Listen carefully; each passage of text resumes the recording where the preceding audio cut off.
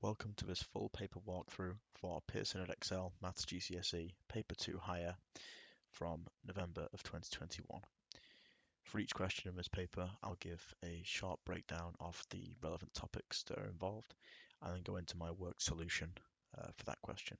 It's important to note, obviously, that there are often multiple correct ways of getting to the answer, and so just because you don't use the same solution as me doesn't necessarily mean that you've done something wrong. You may have also got a very valid way of getting the correct answer. So question 1a asks us to write down the inequality shown on this number line. So we can see obviously the bound is going to be -1, but the question is it greater than or equal to, or just greater than? So the scheme for this basically is if the circle is not filled in, then it's exclusive, like in this case, and so it's going to be x is greater than -1. So question 1b asks us to do the reverse of 1a, where we're actually trying to display the given inequality on a number line. So we have -3 is smaller than or equal to y. So because it's smaller than or equal to, that's obviously inclusive, and so we use a filled-in circle at this end. And then y also is smaller than 4, so that's exclusive, and so we use a non-filled-in circle there. And obviously because we can have any value in between these two bounds, we just draw a straight line connecting these two circles. Question 2a is about highest common factor, and specifically we're asked to find the highest common factor of 60 and 84. So we do a very standard procedure here. We find the prime factors of both of these numbers using factor trees. So we can split 60 into 2 times 30. Obviously 2 is prime, so we can underline that. We then split 30 into 2 and 15. 2 is prime, so we underline that. And then 15 into 3 times 5. Obviously both of those are prime, and so we can write that 60 is equal to 2 squared, because there's 2 instances of 2, times by 3 times by 5. For 84, we can split that into 2 times 42. 2 again being prime, underline that. 42 is 2 times 21, underline 2 again for being prime. And then 21 obviously is 3 times 7, both of which are prime, so we underline those. And so 84 equals 2 squared, 2 instances, times 3 times 7. So the hint as to what we need to do now we have got these factors is the word common, and that means that when we put these factors into a Venn diagram, which is what we do for both HCF and LCM, we're looking for the factors common between the two numbers, and we're going to multiply them. So we can see if we put all of the factors into a Venn diagram, in the intercept between the two, we have 2, 2, and 3. So the highest common factor is 2 times 2 times 3, which is 12. Now, you might not be able to verify this instantly in terms of, well, how do I know I've got the right answer? But a good sign, obviously, is that both 60 and 84 are divisible by 12, and so it's definitely a factor of both. But this obviously is the correct answer. And then part B of question 2 is looking into lowest common multiple, and we're asked to find the lowest common multiple of 24 and 40. So we repeat the same step as we did in 2a, and find the prime factors of both of these numbers. So 24 we can break down into 2 and 12. 2 is prime, so we underline it. 12 we can break down into 2 and 6. 2 again is prime. And then 6 into 2 and 3, which are both prime. So we can say 24 is equal to 2 to the power of 3, because 3 instances times by 3. And then 40, we put that into 2 times 20, underline the 2.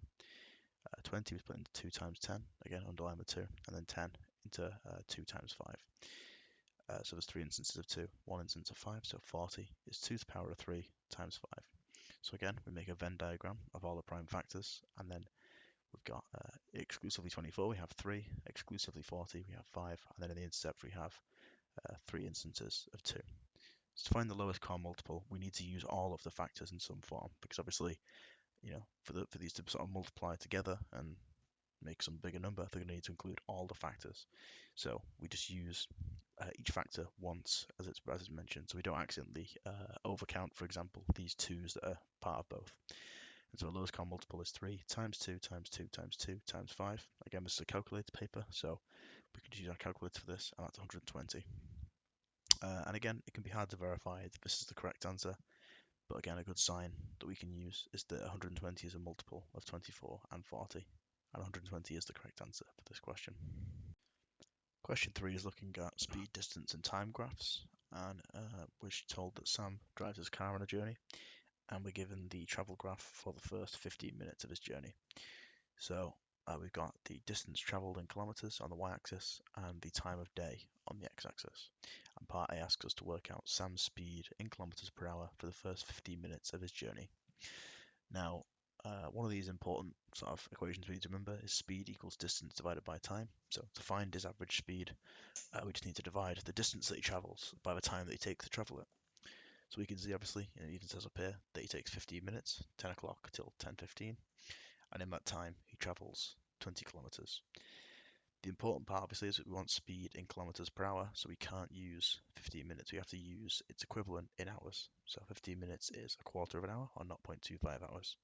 So our speed's going to be 20, the distance, divided by 0.25, the time, which gives us an average speed of 80 kilometers per hour. And then part B of question 3 tells us that at 10:15, Sam stops for 10 minutes and then drives for 20 minutes at a speed of 75 kilometers per hour. And we're asked to use this information to complete the travel graph for Sam's journey. So, what is stopping for 10 minutes going to look like? So, his distance from wherever he started is not going to change because he's just still. And so that should be a flat horizontal line that's 10 minutes long. So it should go from 10:15 here to 10:25. And now we need to figure out how to draw the second sectional line, which is when he's moving again. So obviously, to be able to plot the line, we're going to need to know, where he ends up, how far he travels from this. But currently, we've just got his speed and his time. But luckily, again, we can use speed equals distance divided by time. We're trying to find distance, so we're going to multiply both sides by time and get distance equals speed times time. But again, like in 3a, we have time in minutes, but we want it in hours to be compatible with these equations. So we change 20 minutes into 1/3 of an hour, and so speed times time, 75 kilometers per hour times by 1/3 of an hour. 75 times 1/3 is equal to 75 divided by 3, so that's going to be 25 kilometers. So this starts at 20 kilometers, and so he's going to end up at 45, just 20 plus 25. And obviously it's 20 minutes, so we're going to go from 10:25 to 10:45, and then we're going to plot that up there and then connect these with a line. So question 4a asks us to complete the table of values for y equals x squared minus 2x plus 2. So this is about quadratic equations and specifically evaluating them. So this is actually a pretty simple question. All we have to do for each missing y value, we just input the x value into the equation and then basically write down what we get. So for x equals minus 1, we're going to have minus 1 squared minus 2 times minus 1 plus 2. Minus 1 squared is 1. Minus 2 times minus 1, obviously minus times minus gives a plus, so it's going to end up with plus 2. And then plus 2 obviously is just plus 2. So our y value is 5. For x equals 1, we have 1 squared minus 2 times 1 plus 2. So 1 squared is just 1. Minus 2 times 1 is minus 2. And plus 2 is just plus 2. So we end up with 1 because the minus 2 and plus 2 cancel out. For x equals 2, we have 2 squared minus 2 times 2 plus 2. So 2 squared is 4. Minus 2 times 2 is minus 4. And plus 2 obviously remains the same. The 4 and the minus 4 cancel out, so we're just left with 2. And finally, for x equals 4, we do 4 squared minus 2 times 4 plus 2. 4 squared is 16. Minus 2 times 4 is minus 8. And plus 2 remains the same. So minus 16 subtract 8 is 8. Plus 2 in the end is 10. And then part B of question 4 is about graphically representing these quadratic equations. So we're asked to draw the graph of y equals x squared minus 2x plus 2 for values of x from minus 2 to 4. So this is where our table of values that we just filled in is going to come in handy. So we've just filled that in and we plot each of these x and y pairs with a cross on the graph, obviously from x equals minus 2 to x equals 4. And then we're going to draw a sweeping, positive quadratic curve in between these. Now, obviously, this is going to take probably a few attempts to make it look good and go through all the points. I mean, even in this one, you can see I've sort of missed this point a little bit here. So it's a good idea to, draw quite lightly on the paper with a pencil, give it a few little goes, and then if you, get a really good curve, you can just sort of really shade it in then basically. And obviously if you draw a bad one, you can rub it out and give it another go. Finally, in question 4, we are looking at the topic of estimating solutions from a graph. So we're asked to find estimates of the solution to the equation x squared minus 2x plus 2 equals 4. So we've drawn here the graph of x squared minus 2x plus 2, and all this is asking is, okay, so when is that, when is y equals to 4? So we need to just draw a line across at y equals 4, which is what we've done here, and then see where that line intersects the graph, i.e. where on the graph is y equal to 4. And looking at that, we can see we've got x equals minus 0.75 and x equals positive 2.75. And just for reference, obviously with everything, because you've drawn this on, there's an acceptable answer range, as in if you get anything from in this range, you'll be counted as correct. So the ranges are 2.65 to 2.8 for this point, and minus 0.8 to minus 0.65 for this point over here. Question 5 is about perimeter and also about Pythagoras. So we're given a right angle triangle, which has got a height of 8 millimeters and a width or base length of 10 millimeters. And then we make a shaded shape below by putting together two of these triangles, and we're asked to work out the perimeter of this shape. So if we sort of just go in a clockwise manner, we can sort of try to add up the perimeter. So we've got 10 millimeters here, 8 millimeters here, 8 millimeters here, and then we've got these last two sides that are currently unknown in length. So we can find, firstly, obviously this length here is just the hypotenuse of one of these right angle triangles. So we can use Pythagoras. Hypotenuse is equal to the square root of 8 squared plus 10 squared, which is 12.8 millimeters to three significant figures, which is all the precision we need because we're only being asked to give the answer to three significant figures. And then we just have to find out how long this exposed little part of the lower triangle's hypotenuse is. So obviously, if you can think here, this is the base of this upper triangle, and this is the hypotenuse of the lower triangle. And so this is going to cover 10 millimeters of the hypotenuse, so it's going to leave out 2.8 millimeters at the end. And so, again, going clockwise, now that we know all of the side lengths, it's going to be 10 plus 8 plus 8 plus 12.8 plus 2.8 millimeters. So 41.6 millimeters is the perimeter of the shape. Question 6 looks at trigonometry, and specifically part A gives us this right angle triangle ABC with the length AC 12 centimeters and the angle CAB being 56 degrees. And we're asked to work out the length of BC. So first we should label the triangle, and obviously this is the adjacent side here next to the angle. The hypotenuse obviously being the long side of the right angle triangle opposite the 90-degree angle, and then the opposite just being opposite the other angle. So the sides that we're interested in are AC and BC because we have AC and we're looking for BC, and they are the adjacent and the opposite. So we need to use TOA. So tan 56, size of the angle, equals O, unknown currently, over 12. We can rearrange this by multiplying both sides by 12, so we get O equals 12 tan 56. And then putting that into our calculator, we get 17.8 centimeters to one decimal place as we're asked to give the answer. Part B of question 6 continues with trigonometry. We're given PQR, another right angle triangle, where we have the hypotenuse PR 18 centimeters, the base RQ 15 centimeters, and the unknown angle QRP, which is labeled X. And we're asked to find the size of that angle. So again, we're going to label our sides. So opposite the right angle is the hypotenuse, the longest side. So that's the side that is next to the other angle is the adjacent, so here. And then obviously the one we're not going to use in this question, directly opposite this angle, is the opposite. So we have the hypotenuse and the adjacent, so we're going to use K from SOHCAHTOA. So cos of x is equal to 15, the adjacent, over 18, the hypotenuse. Now we're trying to get x here, and so we're going to use the inverse function of cos, which is called arc cos, or cos minus 1 as it's written on the calculator. So if we take the inverse function arc cos, or cos minus 1 of cos, they sort of cancel out, we just get x. And obviously we have to do the same thing to both sides, so we can say, x is going to be equal to arc cos, or cos minus 1 of 15 over 18. If we do it into our calculator, we're going to get 33.6 degrees, obviously again to one decimal place. Question 7 looks into compound units and specifically density. So we're told that liquid A has density of 1.8 grams per centimeter cubed. Liquid B has density of 1.2 grams per centimeter cubed. And then 80 centimeters cubed of liquid A is mixed with 40 centimeters cubed of liquid B to make 120 centimeters cubed of liquid C.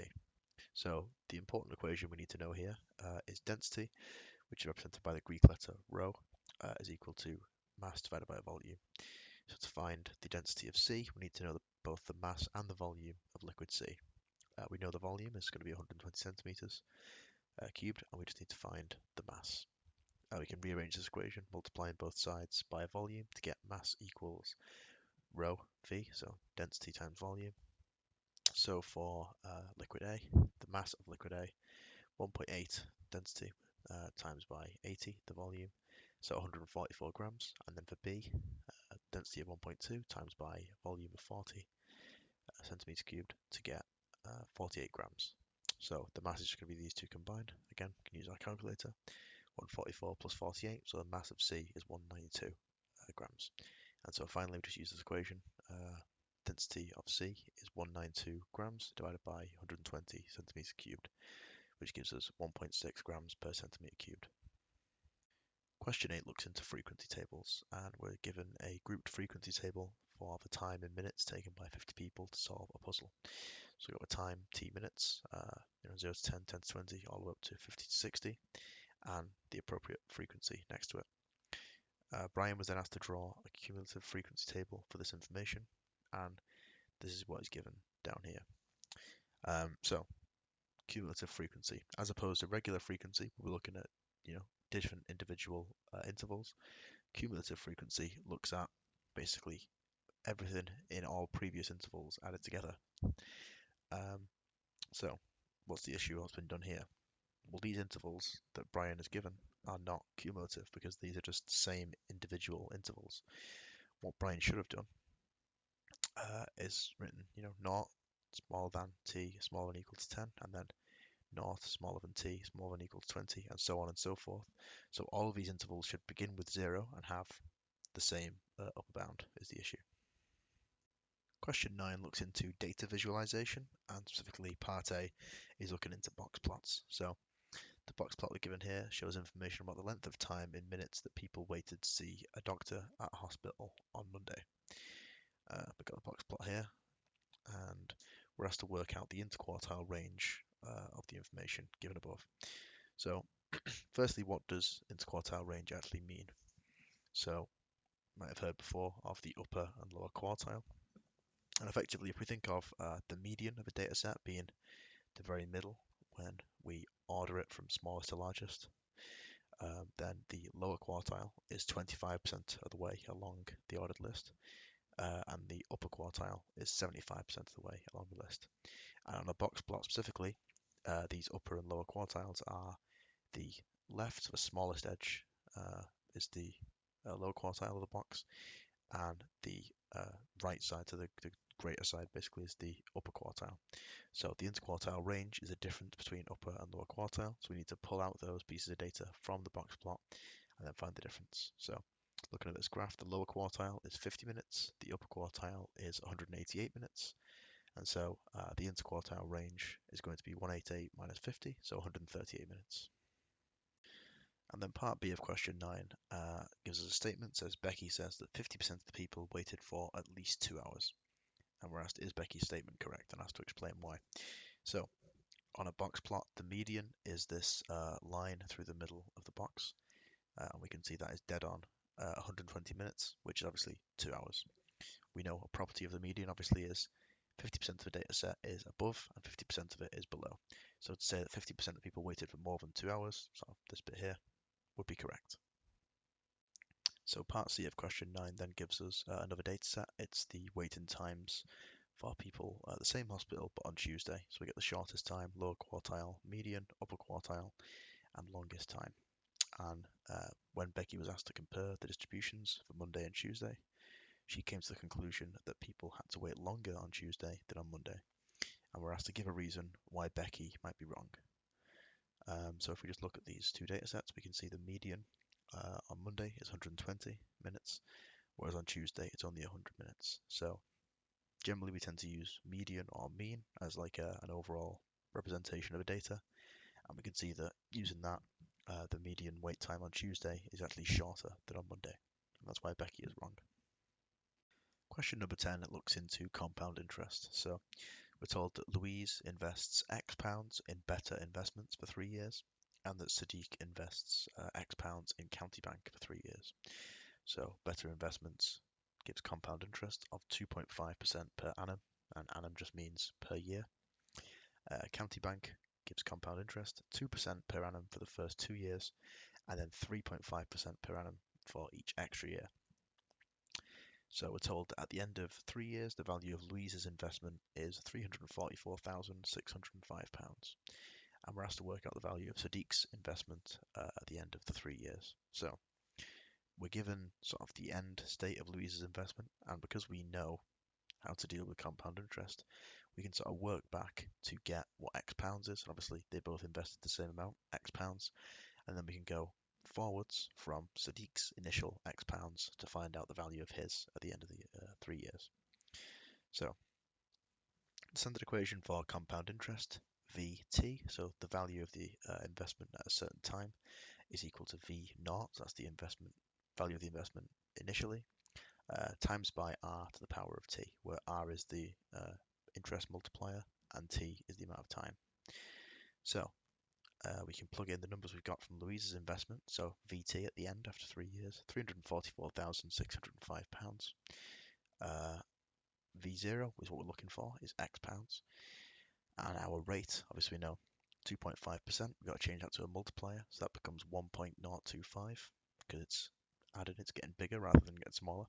And then to the power of 3 because 3 years. We now need to rearrange this for X. So we're going to divide both sides by 1.025 to the power of 3. And get X is 344,605 divided by 1.025 to the power of 3. And if we plug that into our calculator, we'll get the initial value of the investment was £320,000. So County Bank makes it a bit more difficult because it's different interest rates. So we actually need to just do this sort of more manually. So the value of Sadiq's investment after 3 years is going to be the initial value, £320,000, times by the rate for the first 2 years, which is 2%, so that's 1.02 as a multiplier, obviously squared because it's 2 years, then times by 1.05 for that third year, because that's the multiplier for 3.5%. We just plug all this into our calculator, and we get £344,580 pounds and 48 pence.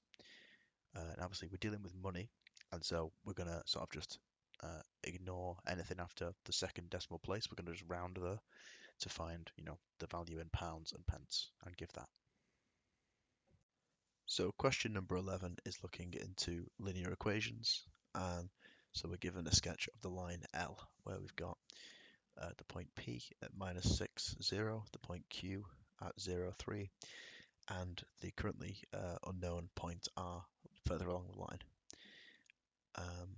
And we're told that the point R is such that PQR is a straight line with PQ to QR, as in the lengths of these sections, being in the ratio 2 to 3. And we're then asked to find the coordinates of R. So we've got to think about the X and Y difference between P and Q, and think about how we can sort of use that knowledge to sort of extrapolate to R. So PQ as a vector, we have to go along 6 units in the positive X and up 3 units, obviously in positive Y. So the vector that describes that is 6, 3. We know obviously from the ratio, PQ to QR 2 to 3, so we can sort of shuffle that around to find that QR is going to be 3/2 of PQ. And if we want to sort of extend a vector by some sort of factor, we just multiply each component accordingly. So 3/2 PQ is just 3/2 6, 3. So 3/2 times 6 is 9, and 3/2 times 3 is 4.5. Remember, of course, that a vector is like an instruction to go from one place to somewhere else.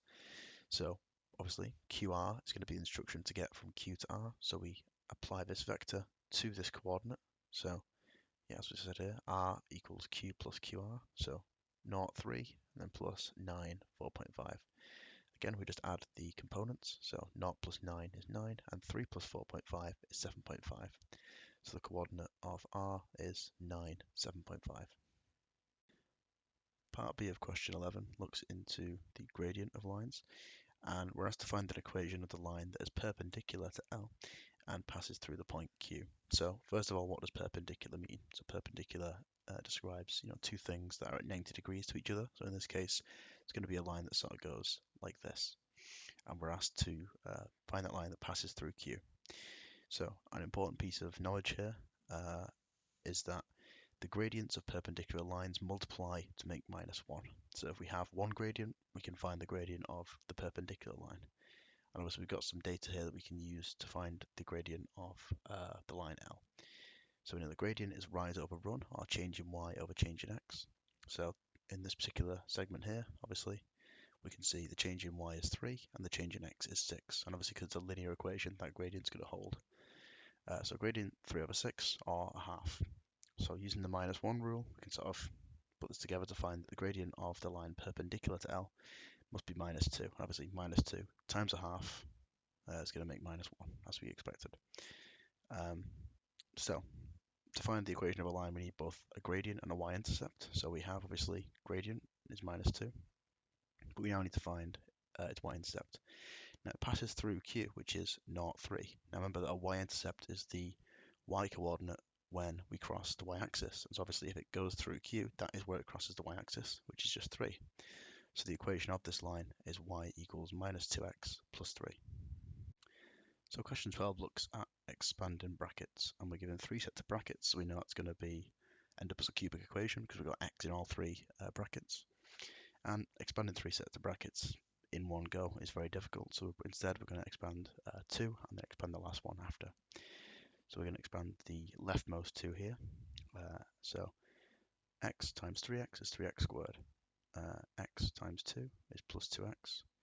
-2 times 3x is -6x, and -2 times +2 is -4. Obviously we're left with that linear bracket on the end. We're then going to collect up some like terms here to simplify this expression. So plus 2x minus 6x just becomes -4x. And now we expand out the last bracket, doing the same thing again. So 3x squared times 2x is 6x cubed. 3x squared times 3 is 9x squared. -4x times 2x is -8x squared. -4x times 3 is -12x. -4 times 2x is -8x.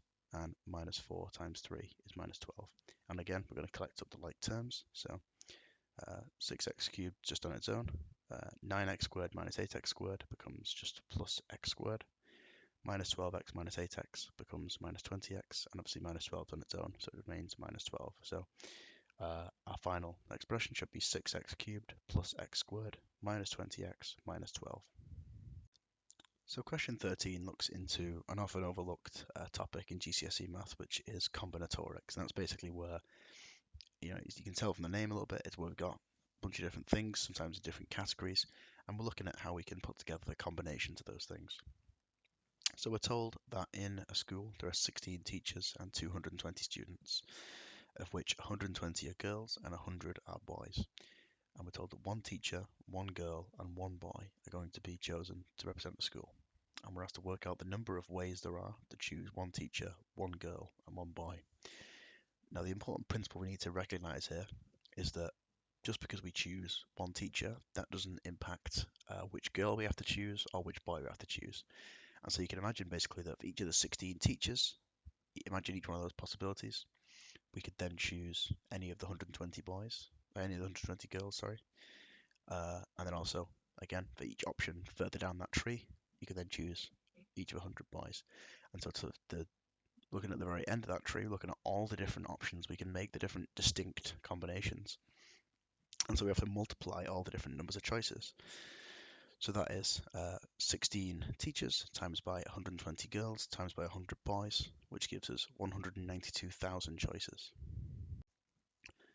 Question 14 looks into circle theorems, and we're told that we have this circle of which A, B, C, and D are 4 points on the circle that form this cyclic quadrilateral, and also that we have SBT, which is a tangent of a circle. We're told that angle ABD, so here is 20 degrees, and the ratio of the size of angle BAD, so this angle here, to the size of angle BCD down here is 3 to 1. And we're asked to find the size of the angle SBA, so this is this angle here. So if you look at this question initially, you might think to yourself, I have no idea what to do. And that's completely natural. That's what most people's reaction to this question will be. And so rather than just thinking, okay, well, if I can't think of something initially, I can't do it, you should chip away, find some information and see what you can do with it. So this ratio here, why has this been given to you? Okay. One of our circle theorems is that opposite angles of a cyclic quadrilateral, so BAD and BCD, add to 180 degrees. And we're told that we've got a ratio between them of 3 to 1. So there's 4 total units in this ratio, which means that BAD must make up 3/4 of that total 180. So 3/4 of 180 is 135. And then the smaller one, BCD, must make up 1/4 of that total. So 1/4 of 180 is 45 degrees. So we found the size of those two angles. Now this one down here, 45 degrees, BCD, is the important one, because one of our circle theorems about tangents tells us that the angle SBD, that sort of defines this line for this triangle BDC here, is equal to the sort of interior angle on the triangle on the opposite side. And similarly, we can say that the angle TBC would be equal to the angle CDB down here. So this one and this one are the same, and this overall and this are the same. Now SBD, this angle, is equal to SBA, that's the angle we're looking for, plus ABD, which is the angle we already know. So 45, obviously we know it must be equal to, is SBA, which is what we're looking for, plus 20. We can then just subtract 20 from both sides to find that SBA is 25 degrees. Question 15 looks into triangles, and specifically for 15a, we're looking at the cosine rule for triangles. So if we have got a side length, another side length, and the angle between those sides, we can use the cosine rule to determine the final remaining side. And in 15a, we're asked that exact question. We've got these two sides, we've got the angle between them, and we're asked to find the length of the remaining side. So the equation here is a squared equals b squared plus c squared minus 2bc cos a. Now, note obviously the case of the letters. So as always, lowercase letters are side lengths, and uppercase letters are the sizes of the angles opposite to those side lengths. So for example here, we're going to use uppercase A to mean this angle 72 degrees. Lowercase a is the side length opposite that, so that's what we're going to try and figure out. And then B and C, little b and little c, are going to be the other side lengths. And in this case, it doesn't really matter which one's which, because as long as we put 11 and 8 in, it'll be fine. So obviously what we're actually looking for in the end is lowercase a, the side length. So A is going to be, we're going to square root both sides of the equation. So square root b squared plus c squared minus 2bc cos a, and then we just substitute in the values that we've got. So we're going to choose b to be 8 and c to be 11, because I said it's arbitrary. So 8 squared plus 11 squared minus 2 times 8 times 11 times cos of 72. That's our angle up here. And we just plug that into our calculator, and we get 11.4 centimeters to 3 significant figures, as we were asked to give the answer.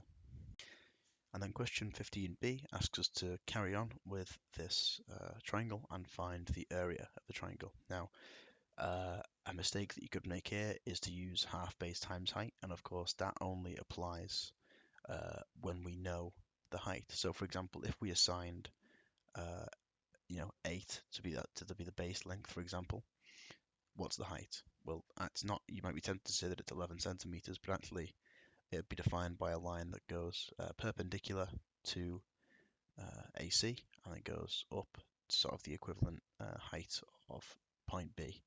And obviously we can see by the 72 here, obviously we don't know the other angles, but we can see by 72 that we don't have that right angle. So we have to use this formula instead. Area of a triangle is 0.5 AB sine C, where again, little lowercase letters are side lengths, and uppercase letters are going to be angles. And we can see obviously that if we have two side lengths A and B, then the angle C must be between them, because the side length C would be opposite that and would be the remaining side. So we just use the information we've got. So A is going to be 8 again, B is going to be 11, and C is obviously 72. And so just plug this all into our calculator, half times 8 times 11 times sine of 72, and we get 41.8 centimeters squared, again given to three significant figures as we were asked. So question 16, particularly 16a, looks into iteration, which is this peculiar method for solving equations, normally that are more complex than, for example, quadratic. So in this case, it's a cubic. We can tell because it's the cube root here. And we're told we have the iteration formula xn plus 1 is the cube root of 10 subtract 2 xn. And we're asked to use that to find the values of x1, x2, and x3, starting with x0 equals 2. So all these subscripts basically just mean, the numbered term. So effectively, we're starting with x0, and then, for example, we can put in x0 here as xn, and so this is going to be xn plus 1, so x0 plus 1, so that's going to give us x1, and we can repeat that by putting in x1 here to get x2, and so on and so forth. This basically formula just says this is what you need to do to a given term to get the next term, and we're going to do exactly that, starting with x0 equals 2. So we substitute that in, and we get x1 is the cube root of 10, subtract 2 times 2, which is cube root of 6. And we get a number that looks something like this. Now, we only need to give it to, a decent level of detail. So I've used 6 significant figures here just to make sure we're absolutely fine. But you can even give it to 3 decimal places in the mark scheme, and that's correct.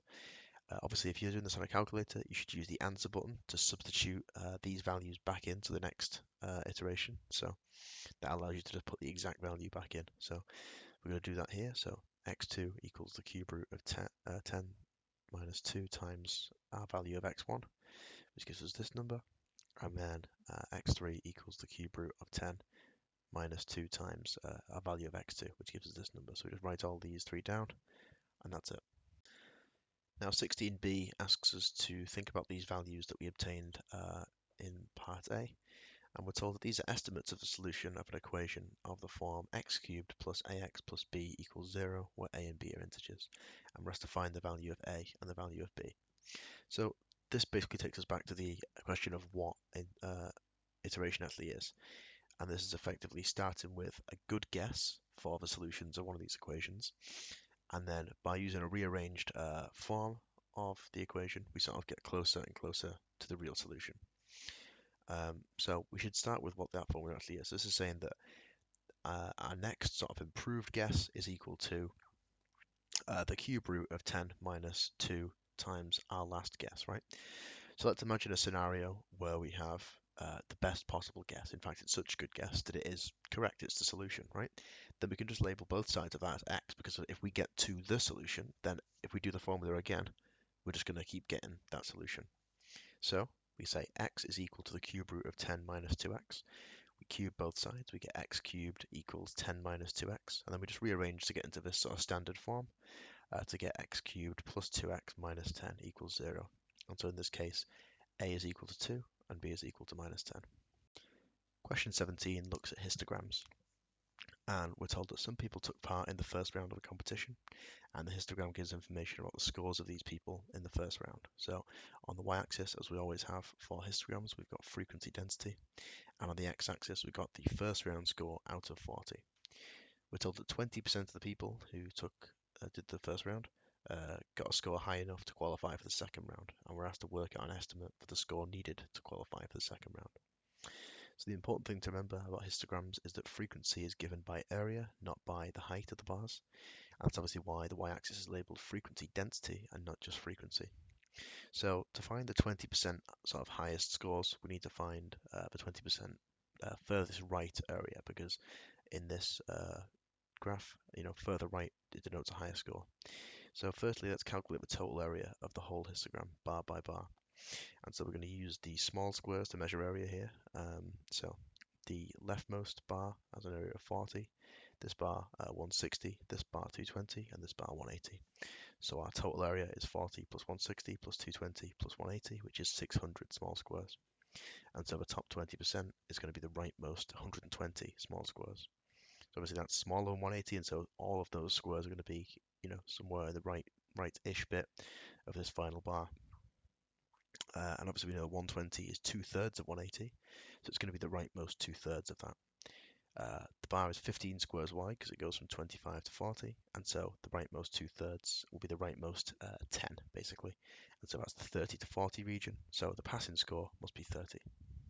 Question 18 as a whole looks into different graphs, but particularly 18a is looking at trigonometric graphs. So we're given a graph of y equals sine x for x in the interval 0 to 360. And we're asked to use this graph to find estimates for all four solutions of sine x equals 0.6 in the range 0 to 720 in x. So the important discrepancy to look at straight away is that the graph we're given is 0 to 360, and we're asked to look for solutions in 0 to 720. So how can we do that?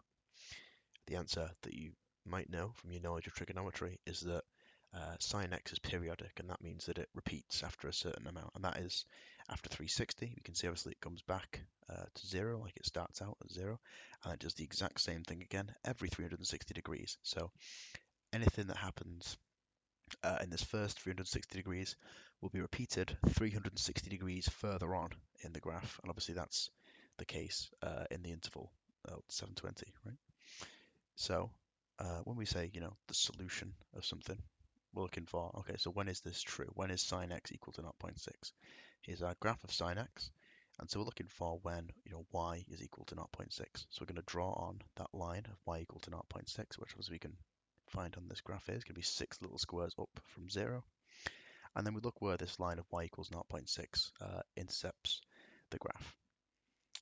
So we can see that there's 15 squares from 0 to 90 on the x-axis, and so each square must be 6 degrees. So we start to count along. We can see that there's 6 whole squares to the first solution, and then I estimated roughly a third of a square, so then 38 degrees. And then, obviously do the same again, and we find that the next solution is at 142 degrees, approximately. Obviously, if you're a little bit under or over, that'll be okay, but it needs to be close to those two values. So remember what we said before about obviously the periodicity, the fact that it repeats. So that means that our next two solutions, we obviously can see there aren't any solutions over here. The next two solutions between 360 and 720 are just going to be 360 degrees further on. So 38 plus 360, so 398, and then 142 plus 360, so 502 degrees. So those are the answers, and the correct answer ranges are 35 to 40, 140 to 145, 395 to 400, and 500 to 505. So as long as your four answers are in those ranges, you'd get the marks.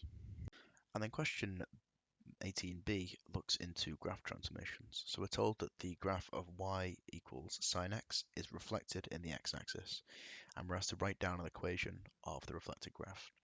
So if we look at this graph here and we imagine reflecting it in the x-axis, which is this line here, we can see that this section of the curve, rather than being all above and peaking here, would be all below the x-axis and would sort of have a minimum there. This section of the graph would be all above instead of all below the x-axis, and would have a peak up here as opposed to a trough down there. So how can we get all of our positive values of the equation to end up being negative, like the corresponding negative, and all the negative values to end up being the corresponding positive? Well, the answer is we just multiply them all by -1, right? We can just bake that straight into the equation. We can just say, rather than it being y equals sine x, we just make it y equals minus sine x. Part C of question 18 continues with graph transformations, and specifically we're given the graph of y equals f of x, where f of x is some unknown function that looks like this, and we're asked to draw on the same grid the graph of y equals f of x minus 2. Now, this is an important piece of graph transformation knowledge. If we put a negative constant inside the function, then it's going to shift it negative that number of units. So for example, if we've got x minus 2, it actually ends up shifting it, the graph 2 units in the positive x direction. So it would end up looking like this. And if you're a bit confused as to why that is, just think about putting in some trial values. So if we were to input x equals -2, then we'd have f of -2 minus 2, so f of -4. which obviously we can see would give us this output here, and so we get the same y output there. And again, if we put in, for example, x equals 1, we'd get f of 1 minus 2, so f of minus 1, which would give us the same output as we can see for the original function would give us at minus 1.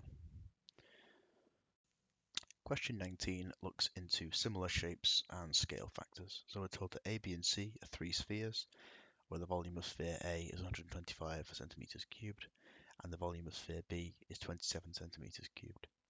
We're then told the ratio of the radius of sphere B to the radius of sphere C is 1 to 2, and we're asked to work out the ratio of the surface area of sphere A to the surface area of sphere C. So, without going into too much detail, if you have two similar shapes, like for example any spheres, because all spheres are similar, then the area scale factor is equal to the length scale factor squared, and the volume scale factor is the length scale factor cubed. And what do we mean by scale factor? We mean how does some property of a shape change as we change something else. So for example, if I double the length of the sides of a square, then we can see the area scale factor is the length scale factor squared, so 2 squared. So the area of the square would be 4 times the original. And we can do the same with volume. So we can sort of put these all together and we can find that the volume scale factor is the area scale factor to the power of 3 over 2. So we can say the area scale factor to go from A to C is going to be the volume scale factor from A to C to the power of 2/3. Now, we don't have the volume scale factor from A to C, but we can say that the area scale factor from A to C is the area scale factor from A to B times the area scale factor from B to C. So we can write the area scale factor from A to C is the volume scale factor from A to B to 2/3. Again, we've just rearranged what the stuff we've got up here, times the length scale factor from B to C squared, which obviously we know is equal to the area scale factor. So what is the volume scale factor from A to B? Well, we're going from this bigger shape to a smaller shape, so it's going to be, we're making 27 from 125, so we've got to multiply by 27 divided by 125. So 27 divided by 125 to the power of 2/3, and then the length scale factor from B to C squared, we already know obviously. Length from B to C, we're going from 1 to 2, but the radius is getting bigger, it's getting twice as big, and so our length scale factor is 2 squared. So if we put this into our calculator, we're going to get 9 over 25 for this bit, times by 4 for this bit, so 36 over 25. So the surface area of C is 36/25, which is quite a complicated, annoying fraction, the area of A. And so the ratio for that is going to be surface area A, 25, surface area C, 36. Question 20 looks into probability, and we're told that in a village, if it rains on one day, the probability that it will rain the next day is 0.8. And if it does not rain on one day, the probability that it will rain on the next day is 0.6. And a weather forecaster says that there is a 70% chance it will rain in the village on Monday. And we're asked to work out an estimate for the probability that it will rain in the village on Wednesday. So we can't just immediately use one of these two rules because we don't know what's going to happen. What we have to do is use a probability tree to see what could happen, look at all the possibilities, and then put that together to find an overall possibility. So on Monday, it can rain or not rain. The chance of it raining is 70% or 0.7. So the chance of it not raining are 0.3. If it has rained on Monday, then on Tuesday we know it's got a 0.8 chance of raining, because as we're told here, and a 0.2 chance of not raining, just because all probabilities must add to 1, all the possibilities. If it hasn't rained on Monday, then it's going to be 0.6 to rain and 0.4 to not rain again, the add to 1. And then we just sort of iterate using those same rules depending on what happened the day before. So now we want to follow the paths of everything that results in rain on Wednesday. So anything that sort of ends up one of these green branches. And because these are all independent events, we multiply the probabilities to find the probability of that exact sequence of things happening. So what results in rain? So we could do rain, rain, rain, rain, not rain, rain, not rain, rain, rain, not rain, not rain, rain. So we multiply through to find those probabilities. So for the first one, 0.7 times 0.8 times 0.8 gives us this. For rain, not rain, we have 0.7 times 0.2 times 0.6, so 0.084.